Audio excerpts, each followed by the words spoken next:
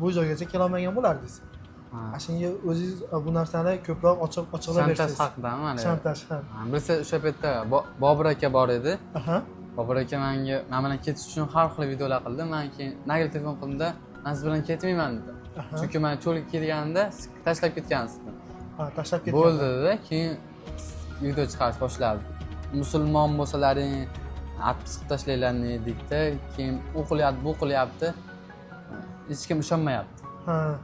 Keyin bilsangiz hali gap so'z bo'lib ketdi, bitta opa bilan ishlar bo'lgan bu narsalarda. Aytib beraman, qarang. Odam video qo'ydim, kim shu yerda o'zbek bor deb, bitta opa keldi, boshqa o'zbeklar keldi. Hamma keldi. Endi bitta opa aytayapti, "Men uyda tanishlarim bor, boshqalar ham bor. Men sizni olib ketaman" deb. "Bo'pti" deb olib ketdi. Keyin o'tirib biz videoga olyapti. Agar o'sha tarqalgan videoda bor. Bir kishi video chiqarib yuborgan, "Men birovni ayoliga ko'z tikibdi, kelsa men anasini ta'zirini beraman" bir narsalar deb. O'sha bolaning o'zi ham keyin kechirim so'radi. Men o'chirib